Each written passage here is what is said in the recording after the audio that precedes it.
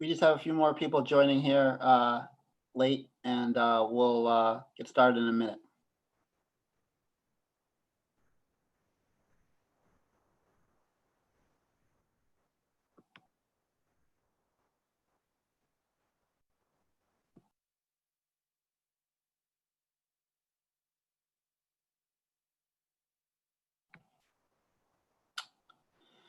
Thank you, everyone, for joining us today. And as we welcome Trevor May to the organization, we especially welcome our social media participants and listeners, viewers on the Mets social channels, as well as SNY. If you'd like to ask a question, please use the raise your hand feature at the bottom of the participants tab. Our first question will come from Steve Gelbs from SNY. Hey, Trevor, how are you? Just, curious right off the bat why you decided to go with the Mets. Hey, Steve, nice to meet you. Mets, to be honest, one of the biggest things is just kind of the buzz around Steve and the purchase of the team and the excitement to of all the changes happening. It's my immediate reaction was wanting to be a part of something like that. I would be lying to you if I said that Jeremy Hefner being the pitching coach didn't factor in as well.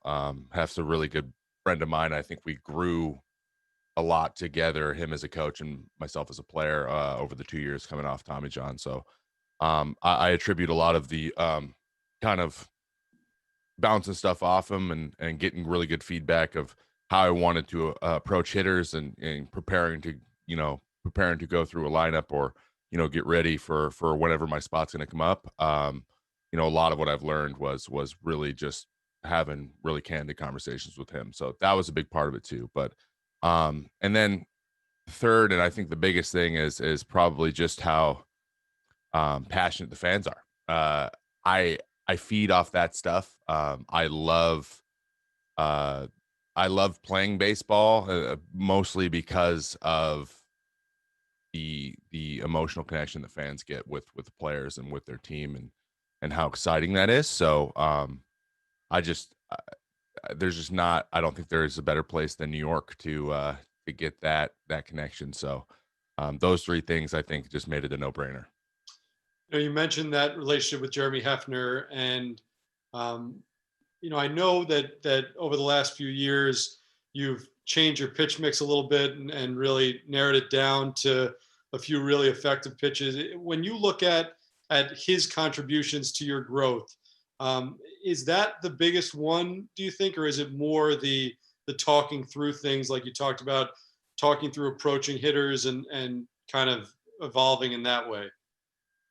Yeah. So it's a combination of both. But it was a lot of like, hey, this isn't working. Why do you think that is? Right. And, he gave me a little bit of his feedback and our pitching coach, Wes Johnson, was also in those conversations. And, I would kind of bounce stuff off of Jeremy, and then we would then take it and be like, Wes, what do you think about this? And there was a lot of that happening. And there was a lot, and I think a lot of other guys in our pen also kind of got that relationship going. And I think that was a huge reason why so many guys were making really good adjustments through the season. And we kind of developed into a really good core that had a lot of success really consistently, which is really important for a bullpen.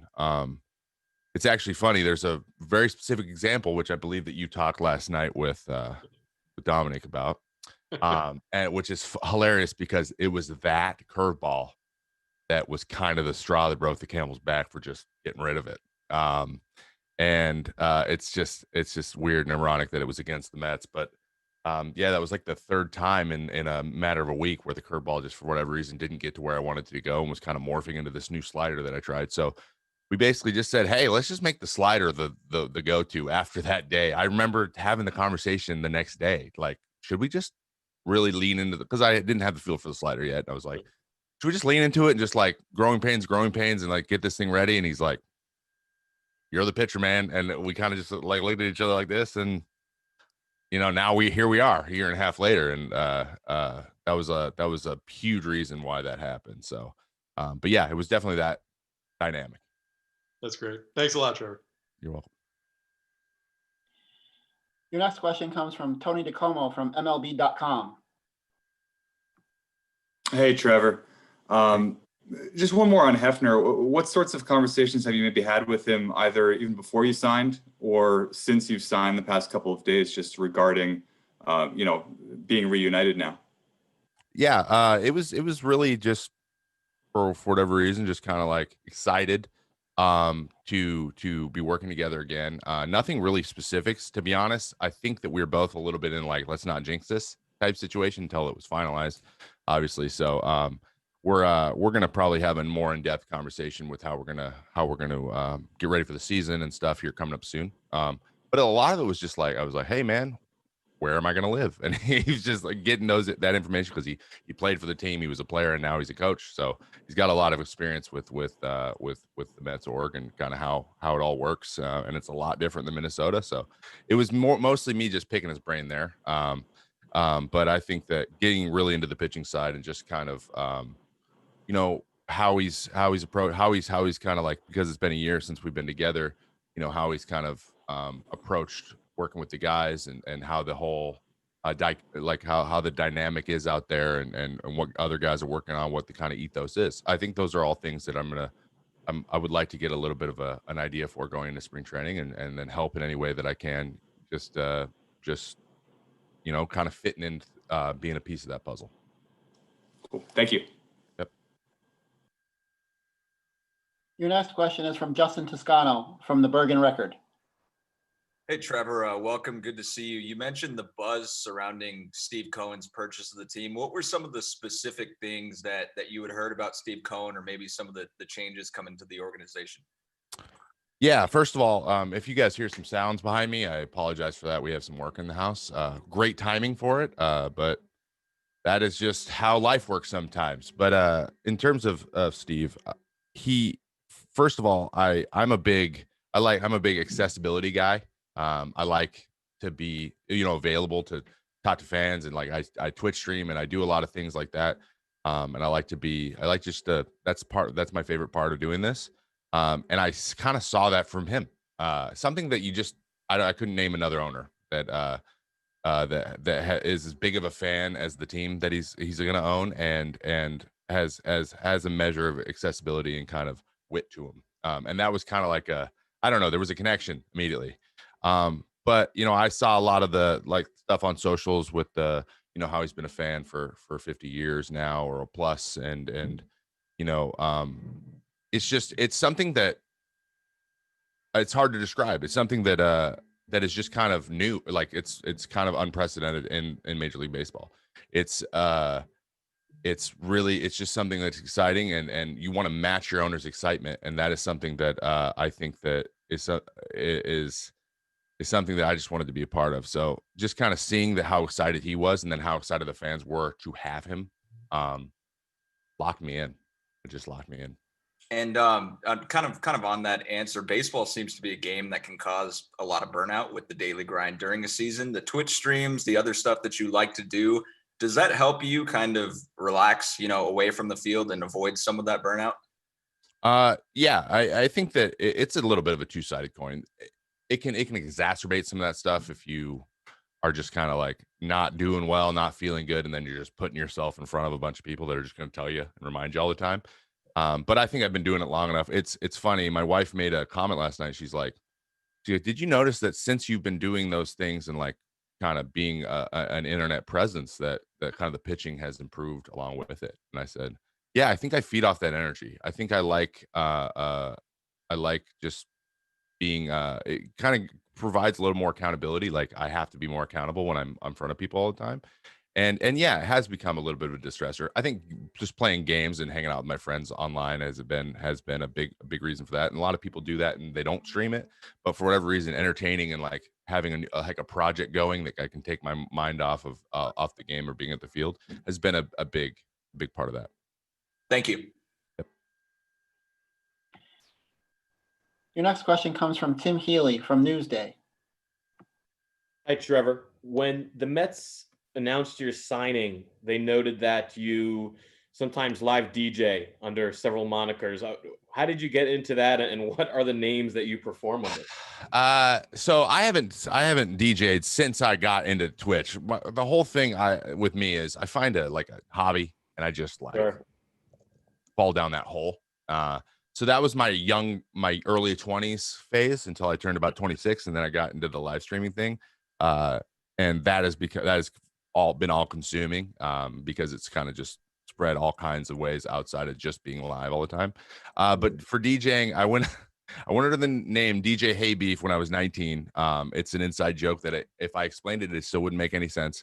And it was like I'm never gonna DJ anything, so let's just make it this. It'll be funny. And then I got some opportunities to do it, and so we quickly changed that to Mazer, just to play off my last name with the word laser, and it's just completely cheesy and pretty cringy. And so I changed that really quickly, and then we merged the brands. It's just Trevor May now. But I do have turntables. I do still dabble in my young age of 31 at playing electronic music, and kind of wish that I was younger and I could play around the city. Like, that'd be a lot of fun. Still something I enjoy. I just like entertaining people. It's playing music and having them react to it. It's the same thing for baseball. I just love, I love having that kind of emotional connection to people.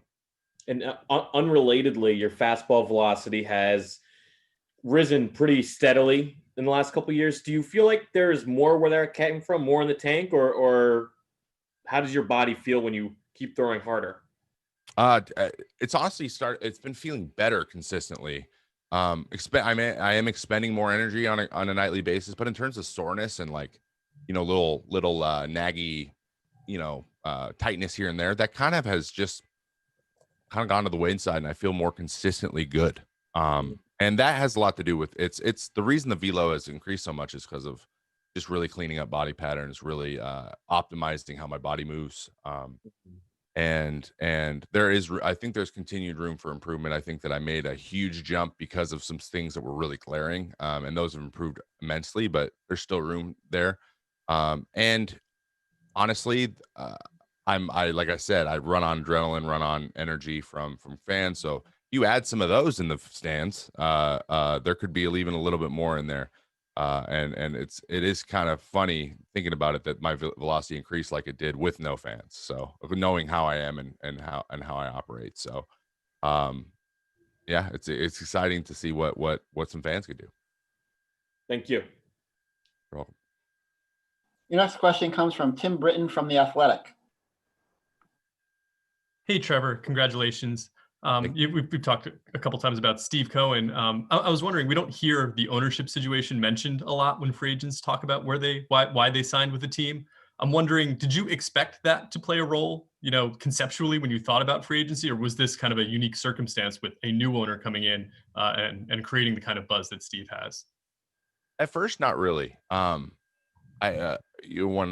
my agency and I kind of went over how we, what factors we're going to factor in, it didn't really come up because in general, a lot of ownership groups are a little bit hands off, and it's a lot more from an organizational standpoint. The people that you're excited to work with because you work with them more. But this was a little bit, like I said, it was a little unprecedented, just kind of the timing, and the role and how active and how open and candid for what he wants to do and how he wants to approach this thing was something I hadn't seen before. So it quickly became a factor, and it's almost like there's this wave of excitement in which he's leading, and that just personality wise and kind of what I feel like I bring to the table, not only on the field but even off and kind of the surrounding things that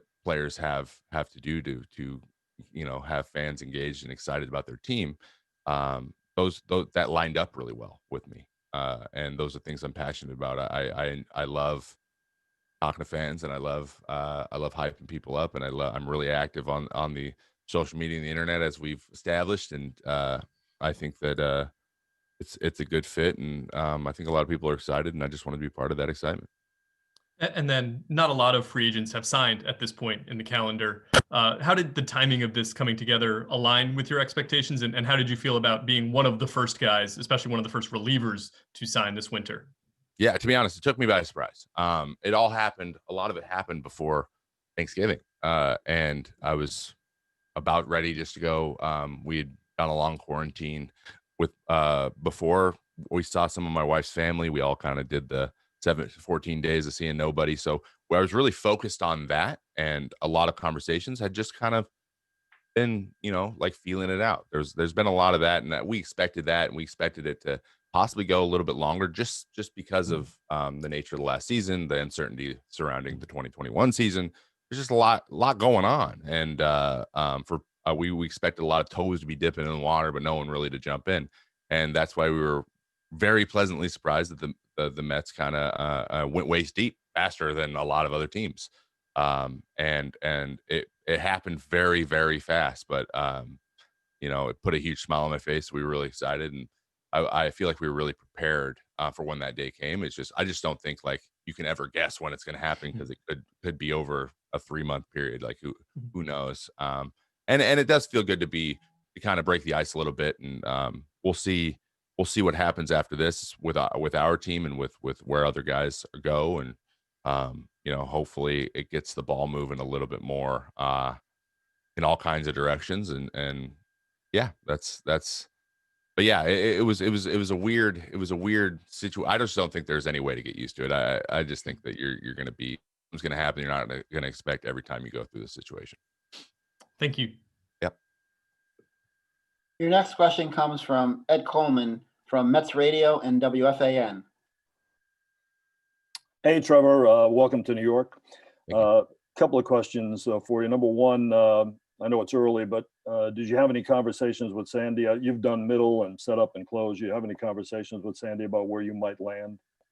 A little bit. I think that it was more of the answer I expected. It was kind of like, there's a lot to still happen this off season, but throwing meaningful outs and wherever those high leverage situations are, my name is going to be, in that conversation to be called on a day-to-day basis. And to be honest, that's with the Twins, that's very much how we ran our bullpen. We had a closer, but there was a lot of guys throwing from the 5th to the 9th every day. And I believe I pitched in every single inning in a game except for the first last year. So you're not going to surprise me. And I take pride in my ability to be ready from the first pitch of a game to the end, whenever those guys need to be stranded or those big outs need to be gotten. And in the playoffs, we saw it with the Rays last year. That's the wave right now. That's what everyone's doing, and those are the types of guys. The deeper your bullpen tends to be, your team tends to be better. And so I'm going to be ready for whenever my name's called. I will. Obviously, so much of that stuff shakes out in spring training, and so that's how I'm approaching it. And also, Jeremy underwent not one but 2 Tommy John surgeries. I'm just wondering whether that helped in the bonding. You coming back from Tommy John and going through the whole process like that. Absolutely, I came back. My velocity wasn't where I wanted it to be, and he just can't preach patience with me. And he's just like, if you feel good, you just got to be patient with it. So. Yeah, we bonded a lot over that because I came back. I hadn't actually, he took the job in 7 or 18. No, 18 was his first year. So, it was, we're kind of both I'm coming back. We hadn't been together yet. And we kind of made an immediate connection with that. Just like he went through what I went through. And then as my arm started to come back, bounce back, and my body started to get back in the swing of things, we were able to shift more into approach and things of that nature. Thank you. Your next question comes from Dan Martin from The Post. Hey, Trevor, a couple things for you. I was curious if you were seriously engaged, I guess, with other teams before going with the Mets, and also just how familiar are you with the other guys in the bullpen, and what do you make of what the bullpen looks like so far, understanding that there are other moves could be made? Yeah, so I guess the term serious is relative. Yeah, there was a lot of teams kind of in the same area. We had conversations with honestly a lot more teams than I thought we would. Like half the league, and that was really really like exciting and made me feel like guys want you. But honestly, the Mets came in and it became, there was a lot of people kind of together, and then immediately the gap was huge. And there's just a lot of teams not really ready to move. So I would say, in the term serious, I think the Mets were the most serious really quickly, and then it was just kind of done, and there was no way to really go nowhere to go from there. So, in terms of the bullpen and the guys out there already, I actually I know a couple guys personally. Chase and Shreve, actually, his brother. I was in his wedding, and I played with Colby for a few years in the Phillies organization. We became really good friends. Excuse me one moment.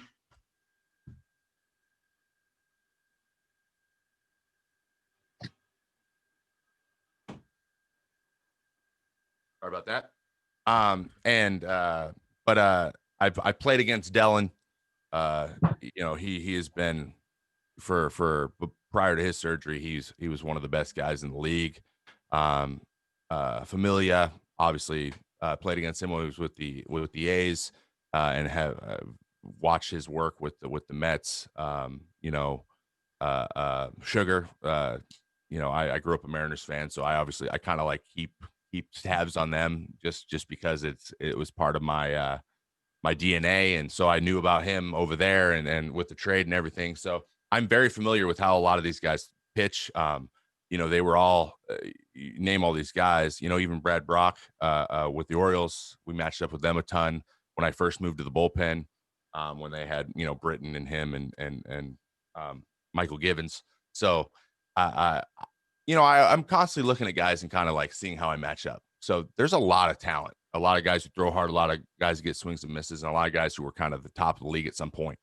And that's really exciting. I think it's just kind of getting everyone to a place where they're feeling really good, and they're locked into what their job is on a given day, and there's just and you kind of just let your talent take over, and you just kind of hand the ball to each other. And those are those really good bullpens that figure out like this is my niche, and this is what I need to do to give it to that guy, and so on and so forth. That's when you start stringing those 20, 30, 40 games together where you're just untouchable. And the talent's obviously there. I don't think anyone can refute that. I think it's just doing the job and getting it done. So I'm excited. And honestly, I was the biggest guy in the bullpen with the Twins last year. I'm like the sixth biggest guy in this bullpen. So if anything, if we need to beat someone in 5-on-5 basketball, I think we got that on lock. Thanks. Yep. Your next question comes from Mark Ernay from 1010 Wins. Hey, Trevor, welcome to New York. I'm watching your setup there, your background and everything. Yeah. Following you on social media, your Twitch and the podcast. You seem like a natural fit for New York City. So how amped are you to be coming to town? Extremely amped. Yesterday I was in the city getting my physical done and driving around, and my driver mentioned a local sandwich shop close to the stadium, and I'm like, let's just stop. We were on our way to the airport. We stopped, we grabbed a sandwich. I got to meet those guys, and I just had a huge smile on my face for like hours. I was just like, this is what I'm meant to. This is where I'm meant to be, and I was super excited about it, and just the feel and the atmosphere is just like you said. I think it's something that I've kind of been developing myself that, and this is just kind of fits right into that. I think that journey. I'm compelled. Yeah, go ahead. I'm sorry. I'm compelled to ask your cat's name. My cat's name is Elsie. This is one, actually, we got a new cat, so we have two as well. Donnie is our other cat. And a lot of people might be wondering about the fat head. So we obviously with COVID season, a lot of teams put fat heads or cutouts of the people in their stands. We had our family section, so I had my wife and my cat up there, and if we have to do that again this year, I got to add another one. So and he's got a great face for a cutout too. But she's actually laying up there behind it. You can barely see her ears are popping up, but she actually won't sleep on her cat tree unless her fat head's up there. So this is a really weird, I don't know. It's a really weird situation I created, but now I can't move it. So it's going to be there forever. but yeah. Thanks. Yep. Your next question comes from Bradford Davis from the Daily News. Hey, Trevor. Nice to meet you. I guess my first question is where did you go for your sandwich? Oh gosh. I gotta look it up again. I've been trying really hard to remember the name. It's long. It's a long Italian name. Gosh. I'll have to look it up. I'm sorry. You remember what kind of sandwich it was? Yeah, it's called the Michelangelo, and it was a chicken cutlet sandwich with avocado, bacon, and spicy aioli, and it was incredible. I saw it actually on the Instagram on our way there, and I was like, I'm getting that. I'm gonna throw pickles on it next time. I think that's just like that's the one thing that's missing for me. It doesn't naturally go on the sandwich, but I think that I'll get some brownie points for like customizing it and making it mine. Yeah, and the question I prepared, obviously everyone lost the usual fan connection once everything shut down this year, and I'm curious, how did that affect you as someone who really enjoys that, and how did your approach with gaming and social media and all the live streams sort of bridge that gap that might have 10 years ago just wouldn't be there? Yeah, honestly, having the fans not kind of with us through the season was tough, and it was especially with kind of how our team was too. We had a lot of momentum from the year before. We had a great season. Broke a bunch of Twins records, and we were really excited going into the next year because we had something to prove. We got swept in the playoffs by the same team that constantly sweeps in the playoffs. You guys know all about them. And we had a chip on our shoulder, so it really sucked. It wasn't ideal. And so we had to find ways to make those connections. Fortunately, I have built a brand on the internet with gaming, and I was really fortunate to work with Sony to get like the MLB Players League. I don't know if you guys are familiar with that, but it was 30 teams with a player from each team. I think McNeil played for the Mets, and that was so much fun. And so we tried to do a bunch of like out of the box stuff to keep people engaged and like give access to players. That was kind of unprecedented, and that was a great time. But yeah, I turned it up to 10, man. I was just like, let's do stuff digitally. Everyone's doing stuff digitally. You guys are all working digitally. Everyone's doing everything. So you guys are here. You're on the internet. So let's give you some stuff you never seen before, and let's try some new stuff. So if anything, it just kind of opened those doors. I think that's moving forward. I think that there's more and more teams around the league. The MLB itself is making more of a digital outreach, and traditionally really slow in terms of making those decisions. So I think there's a lot of positives that I think are going to stick moving forward as we get through this pandemic. Cool. And last question, have you spoken to any of your new teammates about hopping on the next stream? Not yet, but we've got a lot of social media engagement from Stroh and from Pete. So, and to be honest, the Players League thing was that actually stemmed. I remember Pete made a tweet at the very beginning of the quarantine, and I DM'd him, was like, hey, just relax. I'm working on it. He was just like, I'll play anyone in the show. I'm like, hey, we're going to get a league. Just like, cause we might be able to get, a little bit of pay out of it. But I was kind of waiting for it to kind of like be official. I was really trying to make sure things were official before I got like going on the internet. So it's only been like 12 hours now. So I'm sure that in the coming days, those conversations will start happening. But yeah, hopefully we can find some guys in the clubhouse that are into it or into doing something. They have a hobby. They want to make more of an engaging thing. And I feel like I can help with that. Cool. Thank you. Yep. Next question comes from Ron Blum from the Associated Press. Hey, Trevor, congratulations. Either before or after the recruiting process, since you agreed, have you ever heard from Steve directly?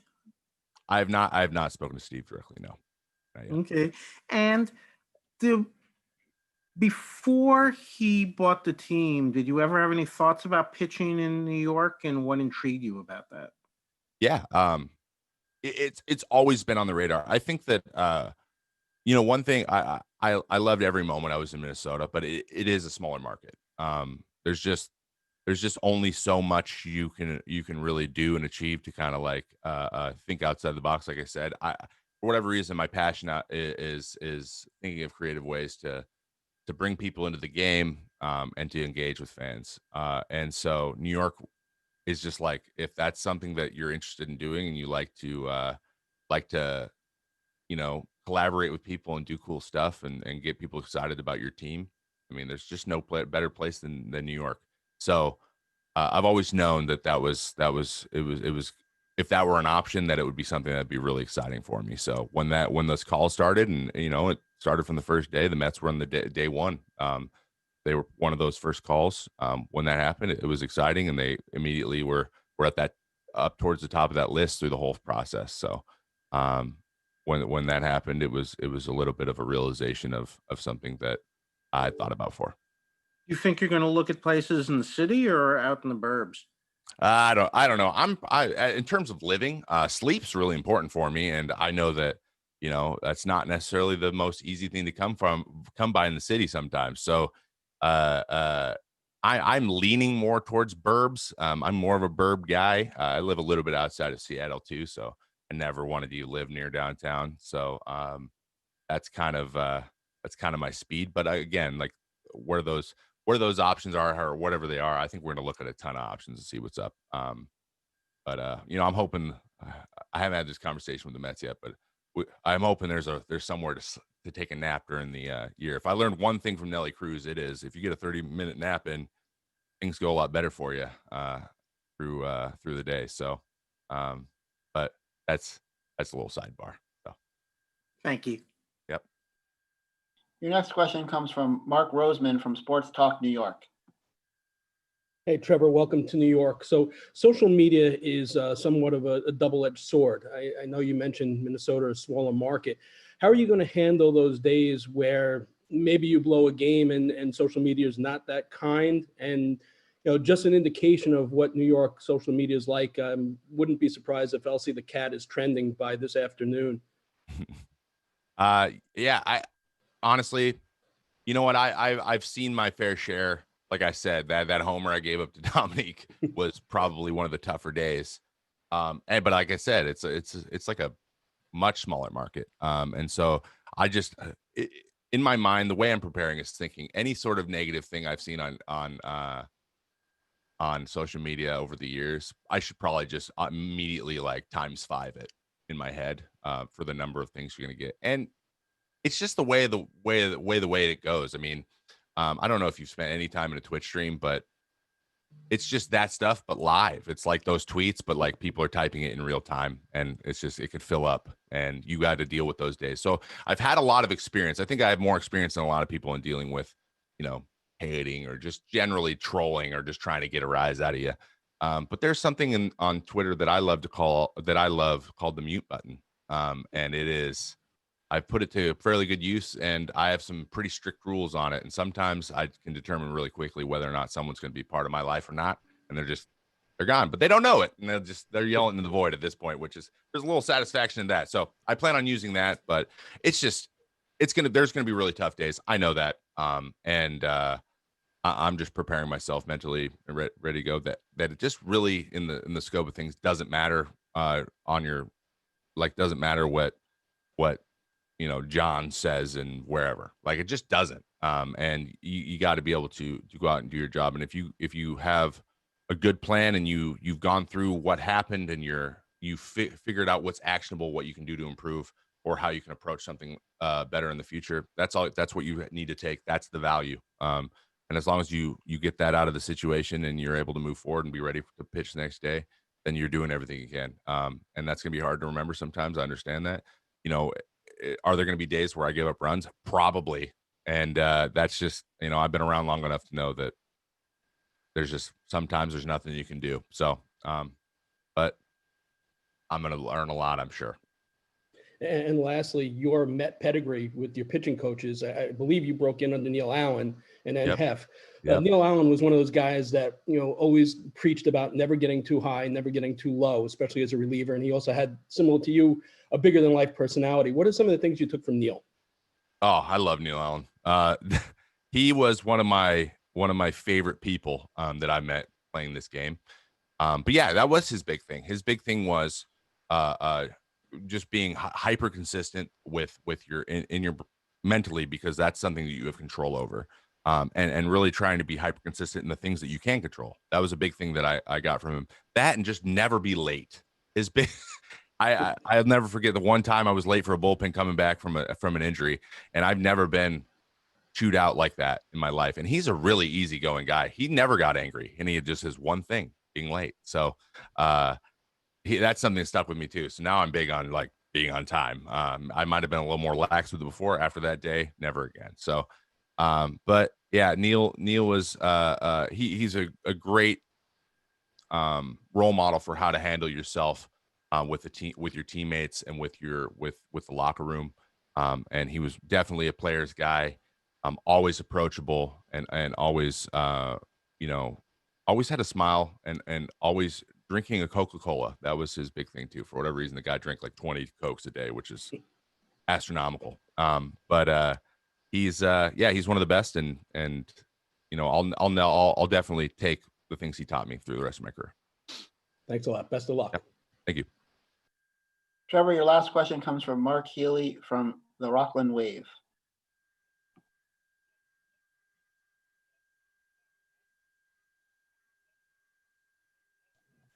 Hey, Trevor. This is Mark Healy from the Wave in Rockaway, and I want to put a plug in for Rockaway, by the way, as a place that you'll get some sleep. You're really a guy who just gets up there and throws it. You really rely on hard stuff, and looking at your career, you're a guy that likes to get the ball and throw it. How do you fold in analytics, especially with your experience with Hefner as your pitching coach? How does a guy like you, who throws so hard and relies on really heavy stuff, how do you go about looking on the analytical side of things and incorporating that into your approach every day?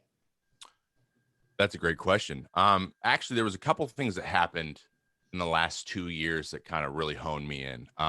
The way that I learned when I was coming up through the minors, that breaking the process of pitching down into like actionable steps in my mind was a way for me to analyze what's happening in real time and make adjustments during the game. Like, I'm very like list oriented. I'm a list guy. And so I always thought there's three major factors.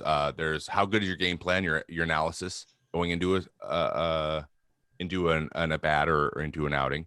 How well are you focusing? How are you handling your external factors with the crowd and whatever? And then how well are you physically executing? Those are like the three. Like there's two mental, one physical. And like that, how good are you feeling? How good is your work? How much are you doing in the bullpen? So with Hef, we figured out that I locked in the focus thing. I worked so hard on it, meditation, all that kind of stuff, visualization. The execution was coming along. My arm was bouncing back. My velo was going up, and I had good command. So I was like, okay, those things are locked in. What's the last piece that's missing? The kind of last piece a lot of big leaguers learn, and that's game plan and analysis.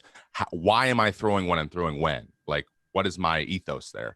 And that was just a little bit like, at the moment. So right. I read an article, I think about Dallas Keuchel, and he was talking about how he realized early that his stuff, he didn't throw really hard, and he needed to have really good command, and he had to have a really, really good plan, or he wasn't going to be successful. And when he locked that in, he had his, Cy Young year. And I was like, but what if I had the same mindset there, but through 97? What if I commanded really well and approached it the same way and had a really good plan, but I also had a really, really good stuff? I could be elite. So that's kind of how we developed my pregame plan. And a lot of it has to do with my strengths are thrown up in the zone. My strengths are depth on breaking balls as opposed to like horizontal movement. So how do I use those weapons to their maximum ability with tunneling and all that kind of stuff to fool guys and get swings and misses, because that's what I'm called on to do. So my job is to get swings and misses. How do I get those?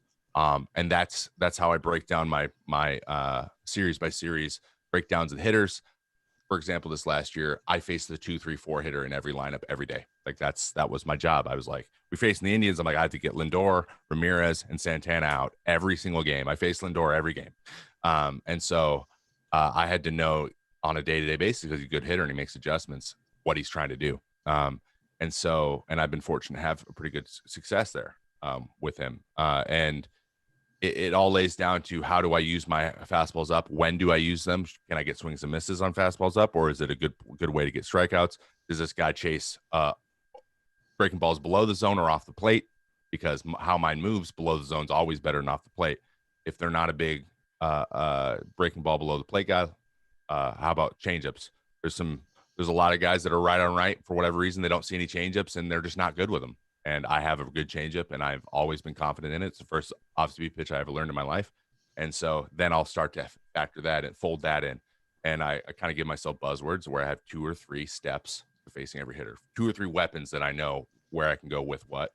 And that has carried me, that has done me pretty well up to this point. And now it's just kind of expanding on those things, especially as the hitters get better or the lineups get a little bit more deep. Like for example, the White Sox were this last year, that you had to kind of, instead of being like those 2, 3, 4 guys, we don't want those guys to be, they had about 6 guys that you couldn't let beat you, and that you had to attack a little bit more. So those are all adjustments. Like that was something we honed in on. That was something that have helped me develop and will continue to help me develop. And that's what's super exciting for me, because I feel like we're just going to pick up where we left off, and that's going to be a lot of fun. Thanks a lot, man. Yeah, no problem.